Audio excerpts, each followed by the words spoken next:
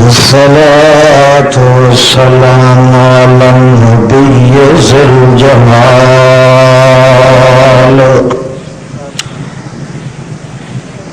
نشهد أن لا إله إلا الله وحده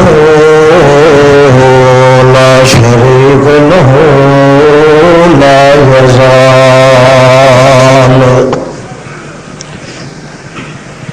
ونشهد أن من هو سند الوراء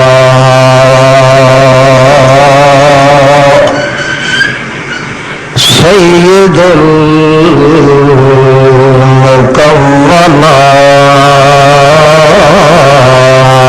المكرمات المحمود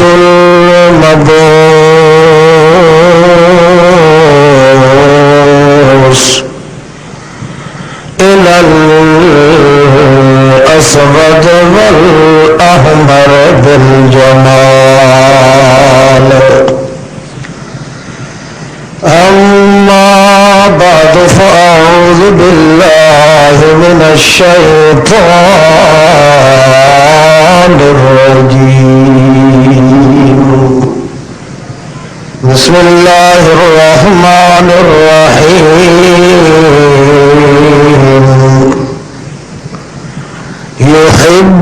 يحبونهم كحب الله والذين آمنوا أشد حبا لله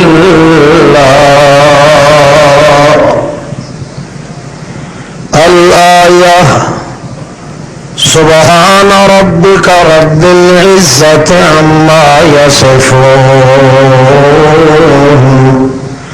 وسلام على المرسلين والحمد لله رب العالمين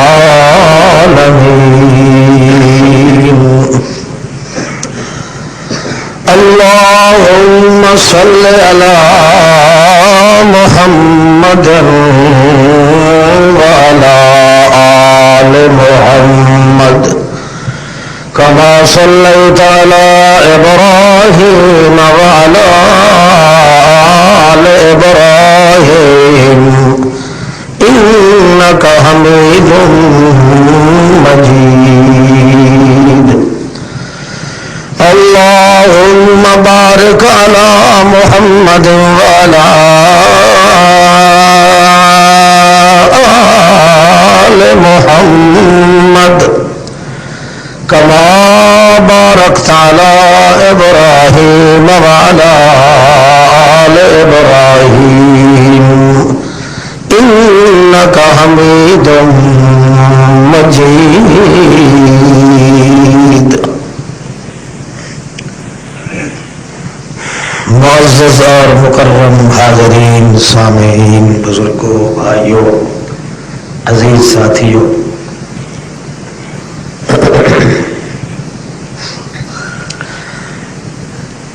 اس کارگاہ عالم میں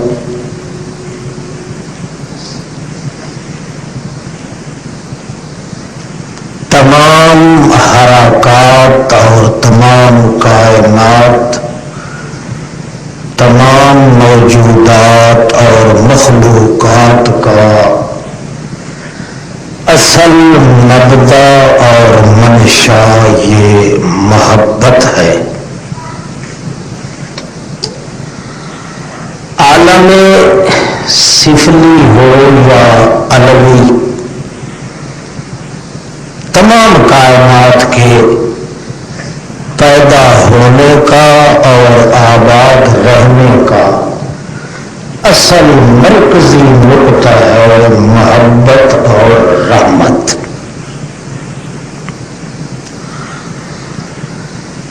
اس لیے ہر ذی ہوش اور حواس انسان کے لیے سب سے پہلا فرض جو اس پہ عائد ہوتا ہے وہ ہے اپنے دل میں اپنے اللہ کی محبت پیدا کرنا.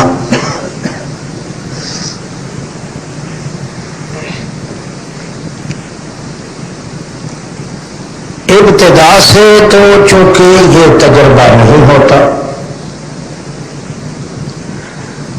جب بندے کے دل میں اپنے پروردگار کی محبت کامل ہو جاتی ہے اس وقت پتہ چلتا ہے کہ واقعی اپنے اس مالک کی محبت کے بغیر انسانی زندگی نہیں گزار سکتا، اور ہر وہ داغ اور عیب جو انسان کے اندر پیدا ہو جاتا ہے اس عیب اور داغ سے بھی قطعاً محفوظ نہیں رہ سکتا جب تک کہ اپنے دل کی گہرائیوں میں اپنے مالک کی محبت پیدا نہ کرے. قرآن مقدس میں اللہ رب العزت نے یہ مضمون بڑے اچھوتے انداز سے بیان فرمایا ہے کہ میری اور میرے بندے کے درمیان تخلق اور تعلق کی بنیاد بھی یہی محبت ہے. مگر محبت ایسی جو ریکارڈ توڑ محبت ہے. کیوں؟ دنیا میں اکثر کوئی عاشق کے لیے محبوب بنتا ہے تو پہلے کچھ اس کی صفات یا کمالات نظر آتے ہیں، کوئی چیز دکھائی دیتی ہے جس کو پسند کر کے دل مجبور ہو کہ اس کی محبت میں کھینچا چلا جاتا ہے. مگر اللہ کی محبت جو ہے وہ میری غائبانہ محبت ہے. یؤمنون بالغیب، اپنے آپ کو آدمی مٹا دیتا ہے اللہ کی محبت میں بالغیب، بن دیکھے.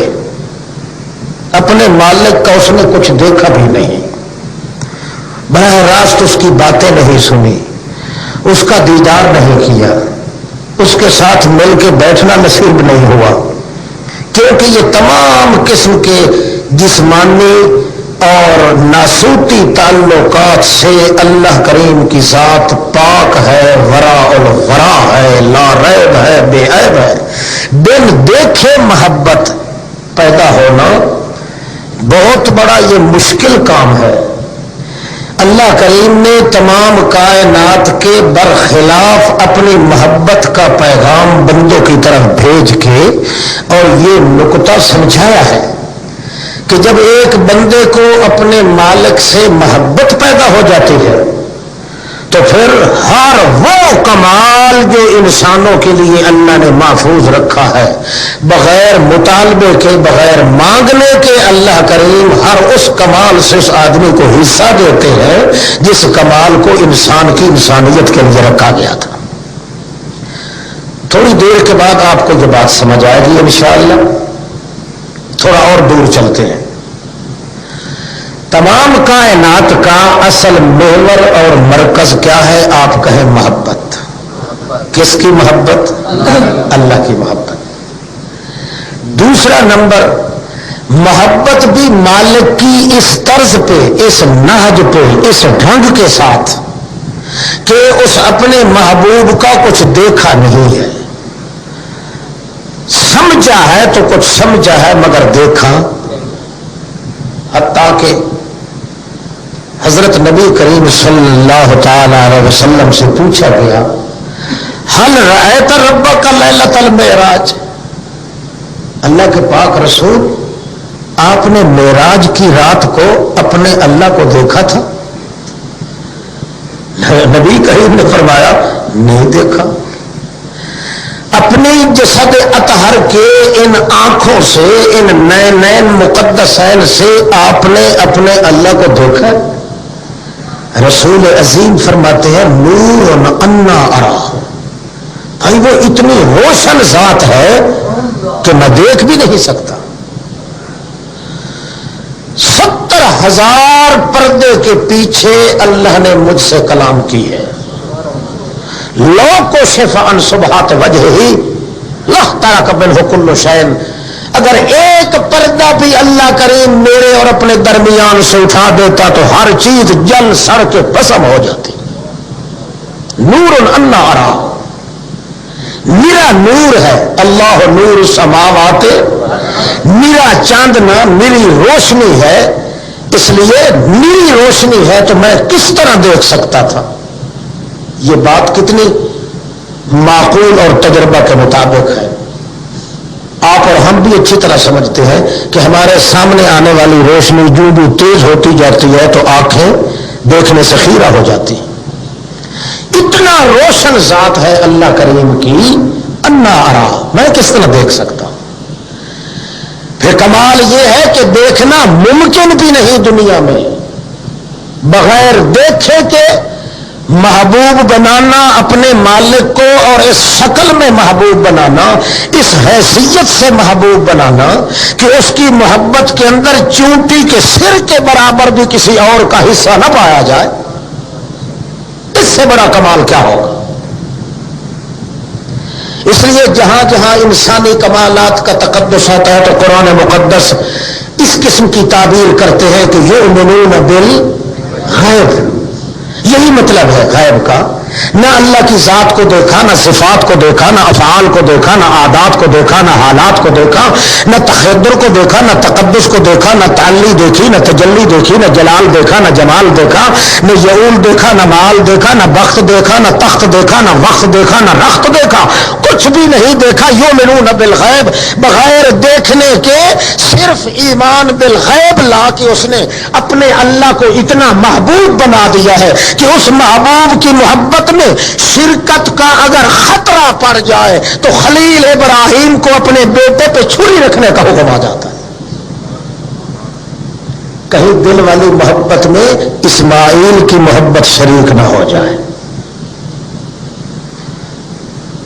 جب ایک بندے کے سامنے اس کو جگاؤ، بزرگ کو، بخشے ہوئے بزرگ کو جگا دو، جب ایک بندے کے سامنے وہ اندیکھی ذات اتنی محبوب ہوتی کہ اس کی محبت دل کی گہرائیوں کے اندر اتنی پھپ ڈھک چھک جاتی ہے، اتنی سما جاتی ہے، اور اتنا اور رگ و ریشے کے اندر مل گھل رل جاتی ہے کہ کسی اور کی محبت اور کسی اور کی محبت کی شرکت گوارا بھی نہیں ہوتی۔ اس وقت اللہ فرماتے ہیں یحبہم ویحبونا، اب تو میرا محبوب اور میں تیرا محبوب۔ یحبہم ویحبونا اذلۃ علی المؤمنین اعزۃ علی الکافرین۔ پہلے تو مجھے چاہنے والا تھا، اب میں تیرے چاہنے والا ہو گیا۔ آپ خود سوچیں، جب انسان کے دل کی گہرائیوں میں صرف اکیلے اللہ کی محبت سما جائے، وہ شرک کر سکتا ہے؟ وہ کسی غیر کی نظر نیاز دے گا؟ کسی کا خوف اس کے دل میں ہوگا؟ اور یا کسی قبر یا جنگی کنڈی یا کسی مردے یا کسی زندے پہ کوئی امید یا سہارا رکھے گا؟ وہی شخص غیر اللہ پہ سہارا رکھتا ہے جس کا دل تقسیم ہو چکا ہو، جس کے دل میں اگر اللہ کی محبت ہے تو سار کسی غیر اللہ کی محبت بھی ہو، کسی پیر کی ہو، فقیر کی ہو۔ اللہ نے اس لیے ایک دل بنایا ہے، مٹی کی ایک گن بنائی ہے اور دل کی ایک ڈل بنائی ہے، اور اس ڈل کے اندر صرف اپنے اکیلے کی محبت کا مقام رکھا ہے. جب بھی کسی کے دل میں غیر اللہ کی محبت کا تفرق پیدا ہونے کا خطرہ پیدا ہو جائے, اللہ کریم پھر اس کو اپنی رحمت سے کوسوں دور بھگا دیتے ہیں, حتیٰ کہ وہ لعنتی تو بن جاتا ہے, پھر کبھی رحمت کا مصداق نہیں رہ سکتا. اس لیے کتنا بہترین انداز ہے کہ اللہ کریم فرماتے ہیں پہلے اپنے دل کو اتنا صفا رکھو, اتنا منجائی کرو, اتنی چھنگائی کرو, اتنی تچھائی کرو, اتنی صفائی اپنے دل کے اندر پیدا کرو کہ تیرے دل کے 4 گوشوں میں سے کسی گوشے کے اندر سوائے میرے اور کسی کی محبت, نبی کی محبت ہو تو میری محبت کے نیچے ہو, ولی کی محبت ہو تو میری محبت کے نیچے ہو, ولی کے اور کائنات کے اگر کسی تشخص کی محبت بھی ہے تو میری محبت کے دامن کے نیچے ہو, میری محبت کے اندر شریک نہ ہو کسی کی محبت. تیرا ایک دل ہے, ایک کے لیے ہونا چاہیے, اگر تو ایک کے لیے ہو گیا تو میں تیرے لیے ہو جاؤں. اسی لیے دن قیامت کے اللہ کی طرف سے یہ آواز آئے گا, لکم فیہا ما تشتہی ما تشتہی انفسکم ولکم فیہا ما تدعون لکم فیہا. او مجھ سے محبت کرنے والوں, نحنو اولیاؤکم فی الحیات الدنیا وفی الآخرہ, میں تیرا محبوب رہا, نہ کوئی پیر فقیر, نہ کوئی ملک مقرب, نہ کوئی فرشتہ, نہ کوئی نبی ولی, صرف میں ہی تیرا محبوب رہا ہوں. اگر مجھے تو نے اکیلا محبوب بنایا ہے تو آج ہم بھی اس کا دست بدستی سودا کر رہے ہیں. لکم فیہا ما تشتہی انفسکم ولکم فیہا ما تدعون. اب بہشت برین ہم نے تیرے حوالے کر دیا, اب تو ایسا کر ما تشتہی انفسکم, جس طرح طالب اپنے محبوب کی اداؤں پہ مٹتا ہے اور مر مٹتا ہے, دنیا میں تو میری اداؤں پہ مر مٹتا رہا, آج ہم تیری اداؤں کے پیچھے رحمت کو لگا دیں گے. لکم فیہا ما تشتہی انفسکم, دنیا کے اندر تو نے اپنے نفس کی خواہشوں کو بن دیکھے میری مرضی کے پیچھے چلا دیا تھا, آج ہم تیری مرضی اور چاہت کے پیچھے اپنی مرضی کو لگا دیتے ہیں. تو چاہتا جا, ہم دیتے جائیں گے. ما تشتہی, کوئی بات سمجھ آ رہی ہے کہ نہیں آ رہی؟ نہیں آ رہی تو بھی ٹھیک ہے, انشاءاللہ آئے گی. سب سے زیادہ مقدس مقام انسان کے لیے اپنے دل میں محبت پیدا کرو, کس کی؟ اور پھر ایسی نہیں ادھوری یا پونی کانی ککی نہ ہو, محبت ایسی ہو کہ دل کے تمام نہان خانے جو ہیں اللہ کی محبت ان کو مان لیں. چیونٹی کے برابر بھی کسی ایک کی محبوب کی اور وہاں گنجائش نہ چھوڑی جائے. اگر کوئی دنیا کا کوئی اور محبوب ہو تو وہ اللہ محبوب حقیقی کی محبت کے تابع ہو کے چلے, یہ نہیں کہ اس کے برابر ہو کے شریک ہو کے چلے. کیوں؟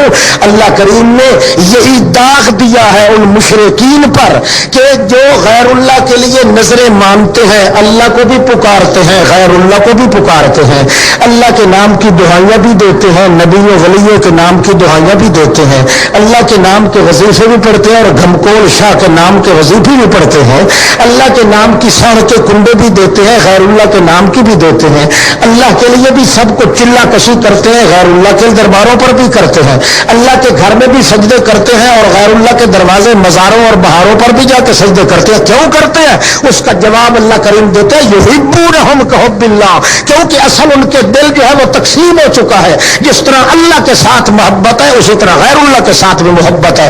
اگر ان کے دل کے اندر اکیلے اللہ کی محبت ہوتی تو وہ کٹ جاتے، ان کا کترا تو ہو جاتا، مگر کسی غیر کے لیے کبھی غیر اللہ کے سامنے اپنی جبی سائی نہ کرتے، کبھی غیر اللہ کے شور و پکار نہ کرتے، کبھی کسی غیر اللہ پہ امید نہ رکھتے۔ یہ سب وبال آتا ہے تو اسی وجہ سے کہ دل کی محبت تقسیم ہو چکی ہے۔ اس لیے مومن کو حکم ہے کہ والذین آمنوا اشد حبا، سخت ترین اور بہترین محبت مومن کے دل میں ہے تو صرف اکیلے اللہ کی ہوتی ہے۔ آپ دیکھیے مشرک تو رہ گئے مشرک، اپنوں کے دل پر بھی اللہ نے پہرا لگا دیا ہے کہ کسی کے دل میں اللہ کی محبت کے برابر اور کسی کی محبت نہ ہے۔ کہیں اگر کھٹکا پیدا ہوا ہے تو اللہ کریم نے ایسے مسائل میں ڈال دیا ہے تاکہ آٹومیٹک خود بخود محبت غیر اللہ کی کٹ جائے اور اکیلے اللہ سے محبت لگ جائے۔ 86 سال تقریباً حضرت ابراہیم علیہ السلام دعا مانگتے رہے، اللہ رب ہب لی من الصالحین، مجھے بیٹا دیجئے، مجھے بیٹا ملنا چاہیے، صالحین اور ہو بھی ایسا نیکوکار کہ میری سیرت اور صورت کے ساتھ چھکتا لگتا بیٹا ہو، صالحین۔ تقریباً 80 سال سے زائد عمر تک مانگتے رہے، اللہ کریم نے نہ کبھی جواب دیا ہاں میں اور نہ میں، خاموش ہو رہے کہ چلو مالک کی مرضی نہیں ہوگی دینے۔ اتفاقاً ایک دن وہ دعا کر رہے تھے کہ اللہ میاں میں نے یہ اپنی عادت بنا رکھی ہے کہ تیری محبت اور تیری شفقت اور سخاوت کے ترنم لینے کے لیے میرے گھر میں جب بھی کھانا پکتا ہے تو میں چاہتا ہوں کہ میرے ساتھ کوئی نہ کوئی مہمان بھی شریک ہو جائے۔ آج میرے مہمان آنے میں کچھ دیر ہو رہی ہے، دعا کر رہے ہیں اللہ کو مہمان بھیج جو میرے گھر کا پکا ہوا کھانا اور میرے مائدہ پہ میرے دسترخوان پہ بیٹھ کے یہ اللہ کریم کی خاص شفقت کو مانگنا ہو، مطالبہ کرنا ہو تو مہمان نوازی آدمی شروع کر دے تو یہ بھی اللہ کی رحمت کو کھینچ کے لانے والی چیز ہے۔ اللہ کی محبت کے اندر یہ دام ہوتا ہے۔ اتفاقاً دیکھتے ہیں کہ ریت کے ٹیلے سے 3 نوجوان چمکتے دمکتے جھلکتے چھلکتے آ رہے ہیں۔ ہاں ابھی ابھی نئی نئی جوانی کی امنگ لے کر آ رہے ہیں، اتنے خوبصورت ہے۔ حضرت صاحب نے جب دیکھا وہ بھولی ہوئی یاد پھر تازہ ہو گئی، اپنے دل میں کہنے لگے واہ اللہ، یہ بھی تو کسی کا جگر ٹھنڈا کرنے کے لیے تو نے کسی کو تو یہ بیٹے دیے ہیں نوجوان، اگر مجھے بھی تو کوئی ان جیسا کوئی ایک بیٹا دے دیتا تو تجھے کسی سے مانگنے کی ضرورت تو نہیں تھی، تیرے خزانے تو بے بہا ہیں۔ یہی دل میں تڑپ پیدا کر رہے تھے، وہ آئے۔ اللہ فرماتے ہیں هل اتاک حدیث ضیف ابراہیم المکرمین اذ دخلوا علیہ فقالوا سلاما، جب آئے انہوں نے دور سے کہا السلام علیکم۔ حضرت صاحب نے سوچا بڑے بہترین مہمان ہیں، بے مثال مہمان ہیں، آج سے پہلے ان جیسے مہمان میرے نصیب میں، سبحان اللہ۔ اتنے خوشی ہوئے، خوشی سے پھولے نہ سمائے، جلدی جلدی ان کو وعلیکم السلام کہہ کے فرمانے لگے بیٹے یہاں ٹھہرو میں بھی آتا ہوں۔ فما لبث أن جاء بعجل حنيذ.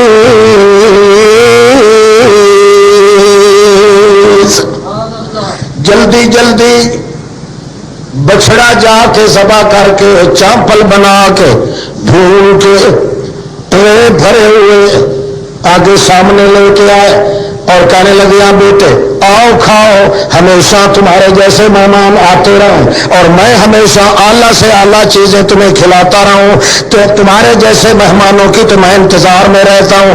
آؤ جلدی پڑھو بسم اللہ تفضلوا ببرکت بسم اللہ. جو حضرت صاحب کہتے کہ کھاؤ، وہ اپنے ہاتھوں کو پیچھے کھینچنے حیران ہو گئے. ہائے میں نے ان کے لیے مہمانی تیار کی ہے اور یہ اپنے ہاتھ پیچھے ہٹا رہے ہیں، وجہ کیا؟ نَكِرَهُمْ فَأَوْجَسَ مِنْهُمْ خِيفَةً. غیر مانوس سمجھا، پرایا سمجھا، بیگانہ سمجھ کے، مخالف سمجھ کے حضرت صاحب ڈر گئے.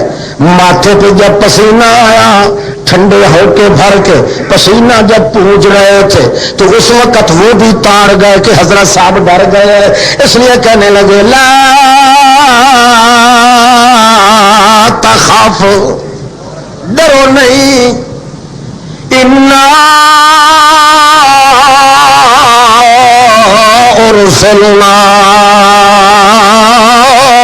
الی قوم لوط. ہم تو رسول ہیں، ہم لوط علیہ السلام کی قوم کو تباہ کرنے کے لیے آ رہے ہیں، وہ نہیں جو آپ سمجھ.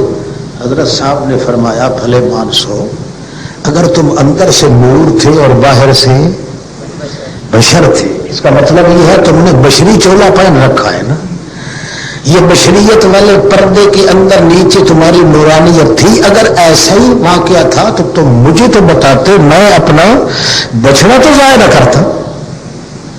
انہوں نے کہا جی یہ ٹھیک ہے، ہمارے اندر کا تمہیں پتہ نہیں اور تمہارے اندر کا آپ کم از کم ہمیں بھی تو بتاتے نا کہ آپ اپنے گھر کی چار دیواری میں کیا لینے دینے کے لیے جا رہے ہیں. اس لیے بات تو یہ ثابت ہوتی ہے کہ آپ اللہ کے رسول ہیں، ہم بھی اللہ کے رسول ہیں، مگر بات اپنے مقام پہ ہے کہ پردے کی اوٹ میں سننے دیکھنے جاننے والا صرف کون ہے؟ صرف اللہ ہی ہے اور کوئی نہیں ہے. نہ زندہ نبی کو پتہ. آج کل تو آپ کے مردے بھی نہیں نا کہیں ٹھہرتے، بات تو زندگی چل رہی ہے. کہتے ہیں بابے فلانے نے تو پاؤں نکال رکھا تھا، کہے نا ہم قبر پہ تو وہاں پاؤں نکلا ہوا تھا، اتنی گہری قبر اور پاؤں نکلا ہوا تھا. اللہ کے بندے سوچتے نہیں ہے یہ کوئی بندہ ہے، یہ کوئی اونٹ کا بچہ ہے دفن کیا ہے. کتنا اندھا کھاتا بنا رکھا. پردوں کے پیچھے جاننے سننے والا کون؟ یہاں تو زندہ پیغمبر زندہ رسول ہی نہیں جان سن سکتا، چاہے جائے کہ کسی مردے کی کوئی طاقت ہو سننے دیکھنے کی. ہر چباد آباد انجام کار. پوچھنے لگے پھر بات یہ ہے کہ تم ادھر آئے کیوں ہو؟ فرشتے کہنے لگے جی ہم بائی پاس سے گزر رہے تھے، اللہ نے ہمیں یہ حکم دیا تھا کہ وہاں پڑوس سے گزرو گے میرے اس بوڑھے پیغمبر کو خوشخبری سنا کے جانا. وہ بڑی مدت سے مجھ سے بیٹا مانگتا مانگتا خاموش ہو چکا ہے، مجھ سے مایوس تو نہیں ہوا، مگر صرف اتنی بات ہے کہ وہ یہ سمجھ کے کہ ہو سکتا ہے میرے مالک کے دینے کا ارادہ نہ ہو، اس لیے اس نے مانگنا چھوڑ دیا ہے. تڑپ تو دل کے اندر ہے، اس لیے جاتے ہوئے جاتے جاتے میرے اس پیغمبر کو یہ بشارت دے کے جانا کہ اللہ فرما رہے ہیں کہ آپ کے ہاں ایک بیٹا ہوگا جو بے مثال بیٹا ہوگا. حضرت صاحب کو خوشخبری مل گئی. قصہ کوتا یہ ہے کہ بیٹا مل گیا. کیا ہو گیا؟ اب بڑی مدت کے بعد جو بیٹا ملا، آخر دل کی گہرائیوں میں کچھ محبت کے اشارات ضرور زیادہ چمکار پیدا ہونے کا خطرہ تھا. چلتے چلتے فلما بلغ معه السعي، جب اپنے باپ کی انگلی پکڑ کے ساتھ بھاگنے دوڑنے کے قابل ہو گیا، اللہ کریم نے دیکھا میرا یہ خلیل ہے، ابراہیم خلیل ہے. خلیل وہ ہوتا ہے جس کے دل میں اور کسی کی محبت ہو بھی نہیں، ہو سکے بھی نہیں، ہو بھی نہیں. جب دیکھا حضرت ابراہیم خلیل کو تو پتہ بھی نہیں کہ کیا ہو رہا ہے. دھیرے دھیرے دھیمے دھیمے محبت دل کے اندر اپنا گزر کر رہی ہے. اللہ کریم نے جب دیکھا ہے کہ میرے سالم خلیل کا سالم دل میرے لیے ہے، بڑی مدت کے بعد ان کو بیٹا ملا ہے، کہیں ایسا نہ ہو کہ اس کی محبت سسکتے سسکتے رسکتے رسکتے چلتے چلتے میرے دامن دل والی محبت کے اندر شریک نہ ہو جائے. جب یہ خطرہ محسوس ہوا اللہ کریم نے فرمایا اپنے ہاتھ میں چھری لو اور بیٹے کو ذبح کرو. بیٹے کو، اپنے بیٹے کو کہتے ہیں انی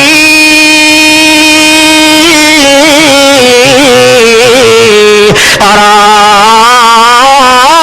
فی المنام، اے میرے بیٹے انی اذبحک، میں نیند میں حکم دیا گیا ہوں اللہ کی طرف سے کہ اپنے ہاتھ سے میں تمہیں کیا کروں؟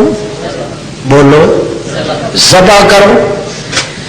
اتنی مدت کے بعد بیٹا ملتا ہے، ذبح ہونے کے لیے تو بیٹے نہیں دیے جاتے. اللہ کریم کے پاک باز پیغمبر کہتے ہیں اے میرے بیٹے یا بنی، اے میرے بچے انی ارا فی المنام، میں نیند کے اندر دکھایا گیا ہوں اور دیکھ رہا ہوں کہ اپنے ہاتھ سے تجھے ذبح کر رہا ہوں. فانظر ماذا ترى، اب تو سوچ لے تیرا کیا خیال ہے. مجھے تو حکم ملا کہ میں تجھے اپنے ہاتھ سے چھری کے ذریعے تجھے ذبح کر دوں، تیرا کیا خیال ہے؟ بیٹے سے پوچھ رہے ہیں. ذبح کرنے والا اتنا تیز نہیں جتنا ذبح ہونے والا تیز ہے. بلے بلے بلے. کیوں؟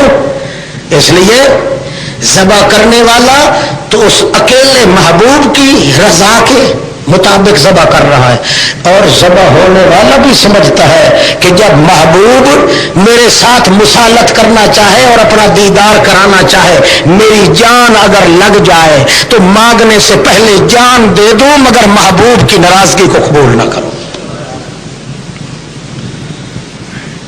آج تو مصیبت ہے، آج تو اس محبوب کے لیے لوگ بیچارے زکات ہی ادا نہیں کرتے.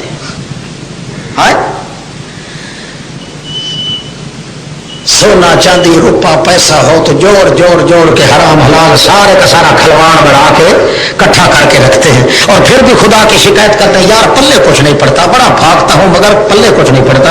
اللہ کے فرشتے کہتے ہیں اللہ کرے تیرے پلے کچھ پڑے ہی نہیں. وہ بھی تو لوگ ہیں جو محبوب کے اشارے پر اپنے بیٹے اکلوتے بیٹے کو ذبح کرنے کے لیے تیار ہیں، مگر یہ پھر اس سے مستزاد یہ کہ اللہ کے لیے اتنا خرچ نہیں کر رہا جتنا غیر اللہ کے لیے دوڑ دوڑ کے خرچ کر رہا ہے. ایک تو یہ مشرک ہے کہ اللہ کی محبت کے ساتھ دوسروں کو شریک کر رہا ہے، ایک دوسرا یہ منافق بھی ہے کہ اللہ کی محبت کا دعویٰ کر کے اللہ کے نام پہ خرچ کرنے کے لیے تیار بھی نہیں ہوتا، بلکہ کہتا ہے یہ جو درویش ہے نا، یہ درویش اور ملا ملوانے یہ ڈنڈکے ہیں، ڈنڈکے موٹے ڈٹے کھا کھا کے پل گئے، ان پہ تو زکات کا پیسہ لگتا ہی نہیں. کہاں لگتا ہے؟ پھر چکلے میں لے جاؤ. تیرے جیسے موزی کا پیسہ اللہ یہاں لگنے دیتا ہی نہیں، ورنہ تو نے جو دینا ہے کسی مولوی کو نہیں دینا، کسی درویش کو نہیں دینا، تو نے تو اللہ کے ہاتھ میں دینا ہے. محبوب نے جو حکم دے دیا ہے وہ بھی تو آخر اس کا بندہ ہے جو اپنے محبوب کے نیند کے اندر اشارے پر اپنے اکلوتے بیٹے کی گردن کاٹنے کے لیے چھری اپنے ہاتھ میں لے رہا ہے. معلوم ہوتا ہے لوگوں کے دلوں کے اندر اللہ کی محبت نہیں ہے. اچھا جب کہتے ہیں فانظر ماذا ترى، دیکھ دیکھ میرے بیٹے تیرا کیا ارادہ ہے؟ آگے بیٹا کیا کہتا ہے؟ یا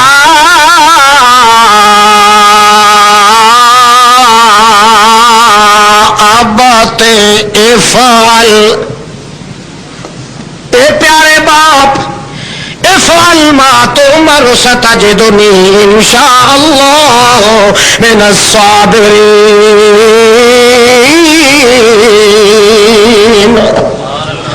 ایسا کرو ابا جی، افعل جلدی کرو، دیر نہ لگاؤ۔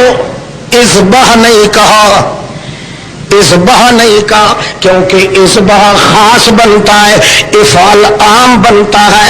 حکم کیا آپ کو حکم ہوا ہے ذبح کرنے کا؟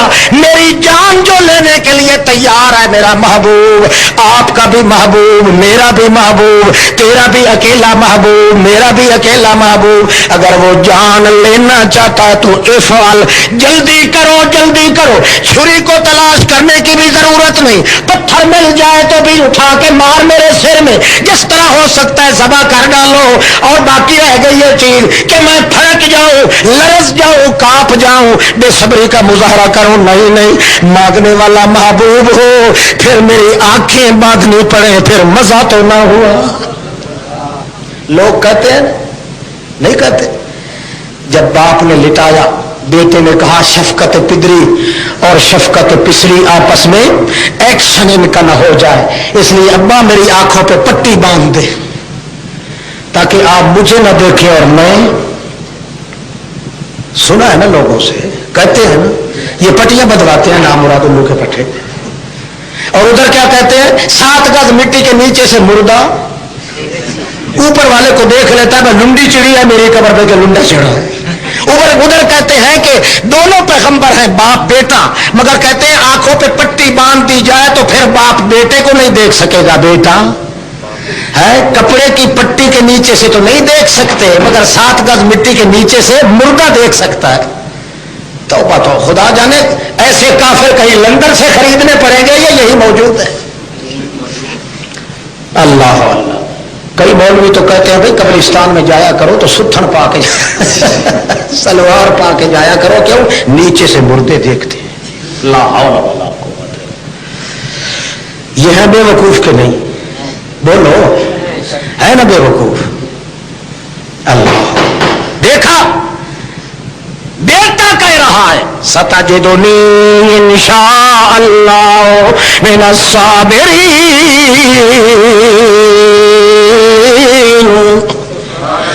انشاءاللہ مجھے صبر کرنے والوں سے پاؤ گے میرے ابا جان۔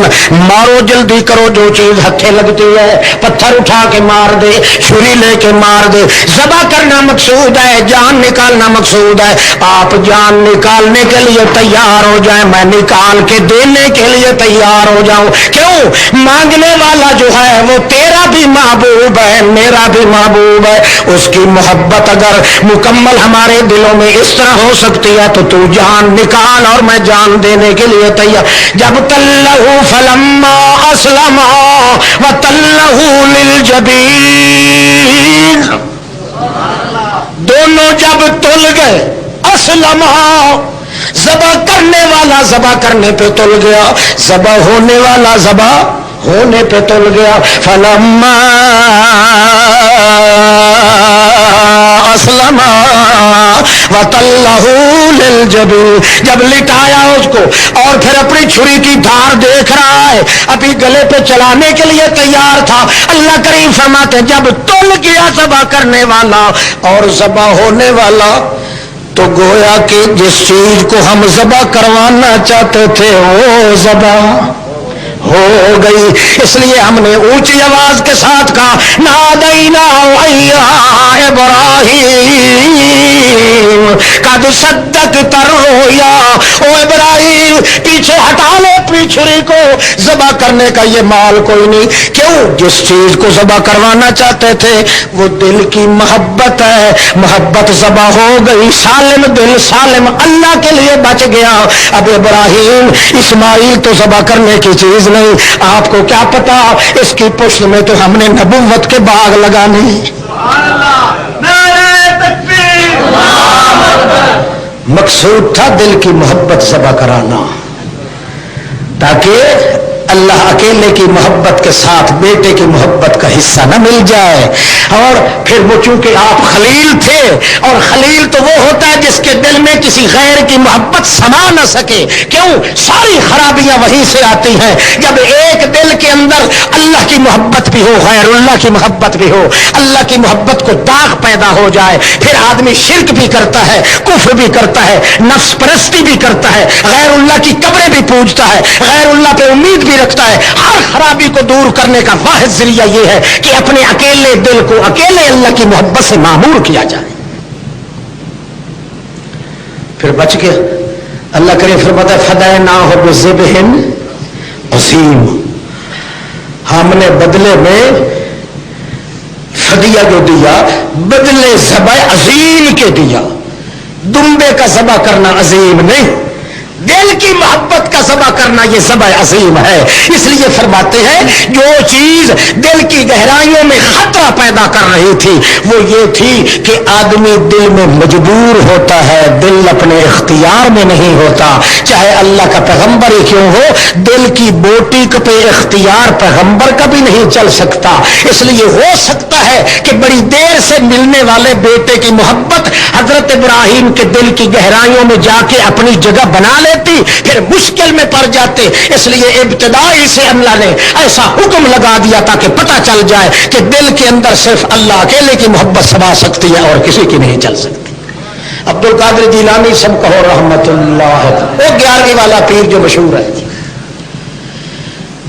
بڑی مدت کے بعد ان کے ہاں ایک بیٹا پیدا ہوا، عبد التواب انہوں نے نام رکھا۔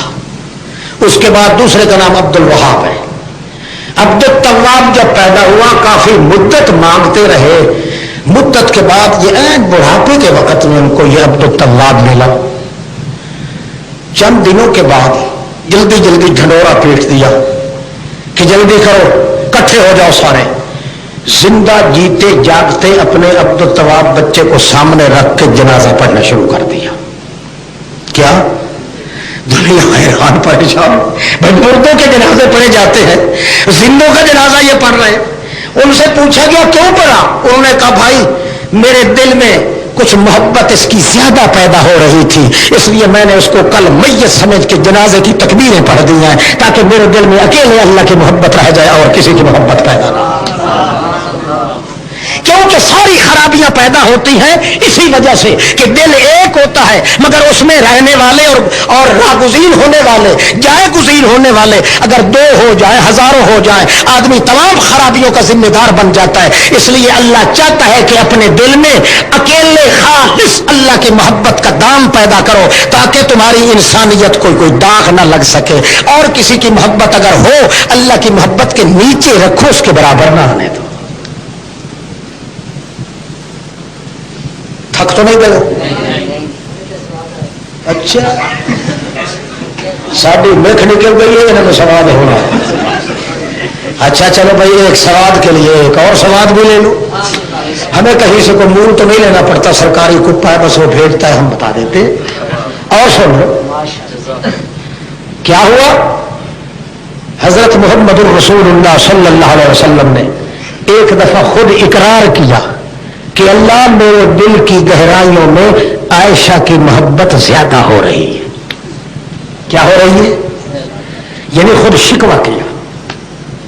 معلوم ہوتا ہے کہ اللہ کے پاک پیغمبر اپنے دل کی وجہ سے مجبور تھے، اس لیے اپنی معذوری کا اظہار کس کے سامنے کر رہے ہیں، اور اظہار بھی اس لیے کر رہے ہیں کہ حقیقت میں وہ پسند نہیں کرنا چاہتے تھے کہ میری دل کی گہرائیوں میں اللہ کی محبت کے ساتھ کسی اور کی بھی محبت ہو، مگر انسان بحیثیت انسان ہونے کے چونکہ نسیان سے ہے یا انوست و محبت سے ہے، اس لیے بھلیکھا اور بھول ہو جانا، بھول چوک ہو جانا یا بے بس ہو جانا انسان کے خمیر کے اندر ہے۔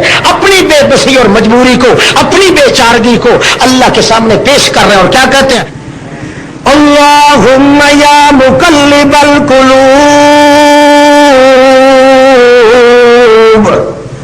قلوب عبادک بین اصبعیک یا مقلب القلوب ثبت ثبت قلبی علی دینک، اللہ تمام کائنات کے دل تیری رحمت کی دو انگلیوں کے اندر اٹکے ہوئے ہیں، جدھر چاہتا ہے تو قلبھا کیف تشاء، الٹے چکر پہ ڈال دے تو تجھے پوچھنے والا کوئی نہیں۔ اللہ اس لیے میرے دل کو اپنے صحیح راستے پہ رکھ۔ اللہ کا پیغمبر یہ اقرار کر رہا ہے کہ دل کی بوٹی کا بھی میں مالک ہوں، اپنے دل کا مالک بھی۔ اور یہ اللہ والے تو جا کے مردوں سے کہتے ہیں بھائی لیلا ککڑ تے دے دے پتر اتنے نہ ماں کو منڈی لگی ہوئی۔ پیغمبر کا حال یہ کہ کہہ رہا ہے کہ اللہ مجھے اپنے دل پہ بھی اختیار نہیں چلتا، اس لیے مجھے خطرہ ہے، ہو سکتا ہے عائشہ صدیقہ کی محبت کا مقام اتنا غلبہ نہ پکڑ جائے، اور میں پہلے ہی سے تجھے بتا رہا ہوں اللہ اگر غالب آ بھی جائے تو میرا اختیار دل پہ نہیں چلتا، فلا تلمنی فیما تملک ولا املک، مجھے ملامت نہ کیجیے، مجھے پکڑیو نہیں اللہ، کیونکہ پکڑنے کی جواب اس حالت میں ہوگا جس حالت میں میرا اختیار ہو۔ جہاں تک میرا اختیار چلتا ہے بس چلتا ہے، میں تو پوری کوشش کرتا ہوں، مگر دل پہ میرا اختیار نہیں چلتا۔ دل کو اپنے مقام پہ رکھنا تیرا کام ہے، اگر زیادتی ہو جائے تو میرے اختیار میں نہیں، مجھے ملامت نہ کریو۔ یعنی خود اقرار کیا ہے۔ گویا اس کا مطلب یہ ہے کہ حضرت عائشہ صدیقہ کی محبت دل میں دھیرے دھیرے جا رہی تھی، جس خطرے کے پیش نظر خود اللہ کے پاک رسول نے التجان کہہ بھی دیا اللہ سے، اللہ نے پھر اس محبت کو بھی برداشت نہیں کیا۔ معاملہ عفق کا مشہور ہے، تہمت لگ گئی عائشہ صدیقہ پہ، منافقین نے بک بک کرنا شروع کر دیا، حتیٰ کہ اللہ نے اپنی طرف سے کوئی اطلاع خبر نہ دی، بالکل نہایت خاموشی کے ساتھ فضائے سماوی پہ سکوت ہے اور زمین پہ شور غوغا برپا ہے۔ گلی کوچے میں اللہ کے پاک پیغمبر کی اہل بیت مقدس کے متعلق ریشہ دوانیاں شروع ہیں، بکواسات خرافات شروع ہیں۔ اللہ کے پاک پیغمبر اتنے تنگ ہوئے، اتنے پریشان ہوئے کہ اسی عائشہ صدیقہ کو جس عائشہ سے ایک سیکنڈ کے لیے بھی دور رہنا گوارا نہیں کرتے تھے، بلکہ اللہ کی عبادت کر کر کر کے جب فارغ ہوتے تو نبی علیہ السلام فرماتے کلمینی یا عائشہ، عائشہ اب تک میں نے اللہ سے کلام کیا ہے، اب تو اور میں آپس میں کلام کریں۔ اتنی محبت اور اتنی گہرائی اس عائشہ صدیقہ سے کہنے لگے عائشہ تو اگر چاہے تو اپنے ماں کے گھر چلی جا، ابو بکر صدیق کے گھر یہاں تیرے رہنے کی ضرورت ہے۔ سبق کر دیا اللہ نے اس محبت کو، تاکہ اکیلا دل محمد پاک کا صرف اکیلے میری محبت رہ جائے۔ اور اتنا تنفر پیدا ہوا کہ عائشہ صدیقہ کوشش کرتی تھی کہ میں نبی علیہ السلام کا جمال دیدار سے لطف اندوز ہو جاؤں۔ اللہ کے پیغمبر دوسری طرف رخ پھیر لیا کرتے تھے، دوسری طرف آتی تھی، دوسری طرف رخ پھیر کے اور پیٹھ کے پیچھے پیٹھ کر کے اور کہا کرتے تھے کہ ان الممت بذنب فاستغفر اللہ، اگر کوئی جھٹکا لگ گیا ہے غلط ارادے کا عائشہ تو سن لے، تو میری محبوبہ تھی تو اللہ کی وجہ سے تھی، لہذا فاستغفر اللہ، اللہ سے معافی مانگ لے، ورنہ میرے ساتھ تیرا کوئی رشتہ نہیں، تیرا میرے ساتھ کوئی رشتہ ہے۔ نتیجہ یہ نکلا کہ اللہ کریم نے خود صفائی پیش کی عائشہ صدیقہ کی، تو اللہ کے پاک پیغمبر نے اس وقت جا کے مبارک کے طور پہ اطلاع دی کہ ان اللہ براک من السماء، عائشہ اللہ نے تیری برات اور صفائی پیش کر دی ہے۔ قرآن مقدس میں اس وقت جا کے 1.5 مہینے کے وقفے اور عرصے کے بعد جا کے خوشی کے ساتھ کلام کی اللہ کے پاک پیغمبر نے، اور وہ چیز جو ذبح ہونا چاہیے تھی وہ ذبح ہو گئی۔ اللہ کے پیغمبر نے اپنے عمل سے ثابت کر دیا کہ میرے دل میں اگر عائشہ کی محبت تھی تو اللہ کی محبت کے تابع تھی، اس لیے جہاں یہ اس قسم کا کردار آ جاتا ہے تو وہاں عائشہ کو تو دور کیا جا سکتا ہے مگر اللہ کی محبت کو دور نہیں کیا جا سکتا۔ اسی طرح یعقوب علیہ السلام کا حال دیکھیے، بڑے محبوب بیٹے تھے یوسف علیہ السلام، ہے ان کے ہونٹوں پہ ہونٹ اپنے رکھ کے اور آنکھیں بند کر کے سکون لیا کرتے تھے۔ خطرہ تھا کہ دل کی محبت نے گہرائیوں میں کہیں یوسف کی محبت دھیرے دھیرے زیادہ قبضہ نہ کر جائے، اللہ نے وہ پھوٹ ڈالی کہ پھر یہی پتا چلا کہ ایک مومن کے دل میں ہر محبت ختم ہو سکتی ہے مگر اللہ کی محبت باہر نکالنے کے قابل نہیں ہے۔ اصل ساری کائنات کا مرکزی نقطہ ہے اللہ کو محبوب سمجھنا، اور اتنا محبوب سمجھنا کہ جتنی محبتیں بھی ہوں، ماں باپ کی ہوں، پیغمبر کی ہو، ولی کی ہو، اللہ کی محبت کے نیچے ہو، اللہ کی محبت کے برابر نہ ہونے پائے۔ یہی شکوہ اللہ نے مشرکین اقوام پہ کیا ہے کہ یحبونہم کحب اللہ والذین آمنوا اشد حبا للہ ولو یری الذین ظلموا اذ يرون العذاب ان القوة للہ جميعا یحبونہم۔ میں تمہیں بتاؤں میرے پیغمبر، یہ مردوں کے سما کے کیوں قائل ہو رہے ہیں؟ میں تمہیں بتاؤں میرے پیغمبر، یہ مکے والے دور رہنے والی ہستیوں کے سننے اور جاننے کے قائل کیوں ہو رہے ہیں؟ میں تمہیں بتاؤں غیر اللہ کے نام کی نیازیں دینے کے کیوں قائل ہو رہے ہیں؟ میں تمہیں بتاؤں جنات اور دیوی دیوتا کی پوجا پاٹ کیوں کرنے کے قائل ہو رہے ہیں؟ یہ سارے کرتوت کیوں کر رہے ہیں؟ اس کی وجہ یہ ہے کہ یحبونہم کحب اللہ، ان کو اللہ کی محبت کے برابر غیر اللہ سے بھی محبت موجود ہے، اس لیے جو کام اللہ کے لیے کرتے ہیں وہ غیر اللہ کے لیے بھی کرتے ہیں۔ جس طرح اللہ سے امیدیں لگاتے ہیں غیر اللہ سے بھی امیدیں لگاتے ہیں۔ اے میرے پیغمبر والذین آمنوا اشد حبا للہ، جو ایماندار ہوتے ہیں، جو ایماندار ہوتے ہیں ان کو اللہ کی محبت کے برابر اور کسی کی محبت نہیں ہوتی۔ یہی عائشہ صدیقہ جب ان کو خبر ملی ہے کہ نبی کریم آ گئے ہیں، ام رومان بی کہتی ہے عائشہ قومی الی رسول اللہ وشکری لہ، اے عائشہ اٹھو اپنے کمرے سے، محمد رسول اللہ اللہ کا قرآن لے آیا ہے اور وہ آپ کی مبارک کے لیے آ گیا ہے۔ دو کام کرو عائشہ، چھوڑو اپنے غمداری کو، ایک تو عزت کرو محمد کریم کی، دوسرا شکریہ ادا کرو محمد رسول اللہ کا۔ مگر عائشہ صدیقہ کا محبوب تو کون تھا؟ اس لیے کہتی ہے ٹھیک ہے ام رحمان، میں تعظیم تو کروں گی محمد الرسول اللہ کی مگر شکر میں اللہ کے بغیر اور کسی کا نہیں کروں گی۔ لا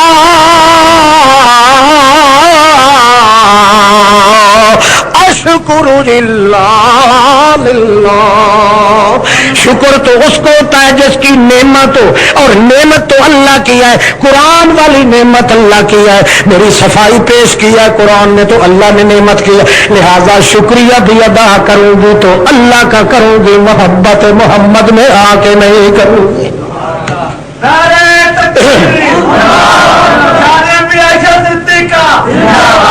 آخر دعوانا الحمدللہ رب العالمین۔ زندگی میں پھر ملیں گے جب کبھی موقع ملا۔